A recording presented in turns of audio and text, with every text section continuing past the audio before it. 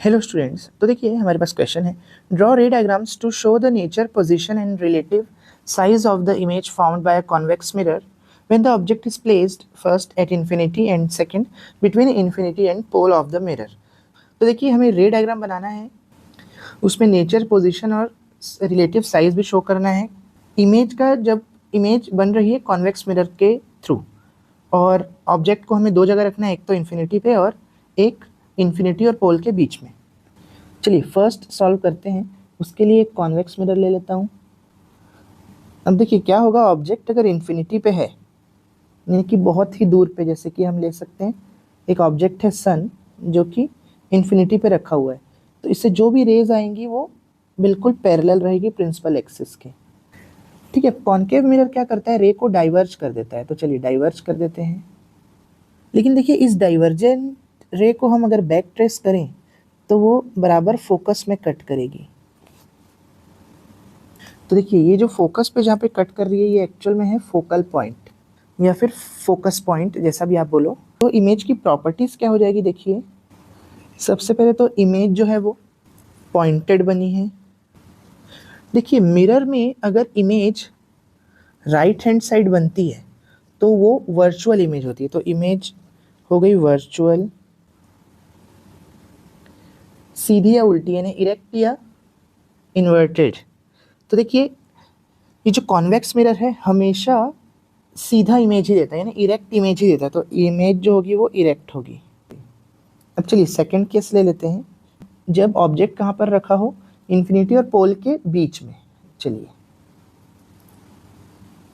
तो एक बार फिर से मैं कॉन्वेक्स मिरर बना लेता हूँ। इसके लिए एक प्रिंसिपल एक्सिस बना लेता हूँ। इस बार ऑब्जेक्ट को मैं कहीं पे, यहाँ पर कहीं पे भी रख देता हूँ, मतलब कि पोल और इन्फिनिटी के बीच। तो ये हुआ पोल।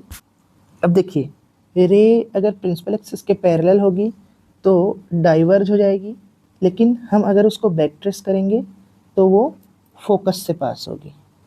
देखिए जब भी रे डाइवर्ज होती है उसको हमें बैक ट्रेस करना पड़ता है।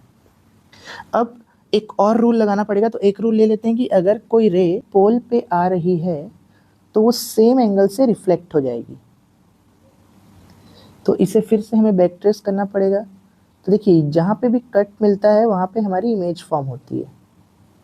तो देखिए ये इमेज फॉर्म हो रही है। तो देखिए ऑब्जेक्ट और मिरर के बीच के डिस्टेंस को यू ले लेते हैं, मिरर और इमेज के बीच की डिस्टेंस को वी ले लेते हैं, मिरर और फोकस के बीच की डिस्टेंस को फोकल लेंथ ले लेते हैं स्मॉल एफ, और इमेज की प्रॉपर्टीज़ लिख लेता हूँ मैं। तो देखिए इस बार इमेज जो है वो ओरिजिनल ऑब्जेक्ट के तुलना में छोटी बनी है, तो छोटी के लिए वर्ड होता है डिमिनिश्ड। सेकेंड, रियल की वर्चुअल, तो राइट हैंड साइड में फिर से बन रही है तो वर्चुअल। और कॉन्वेक्स मिरर तो हमेशा वर्चुअल इमेज ही बनाता है, कभी भी रियल बनाता ही नहीं है।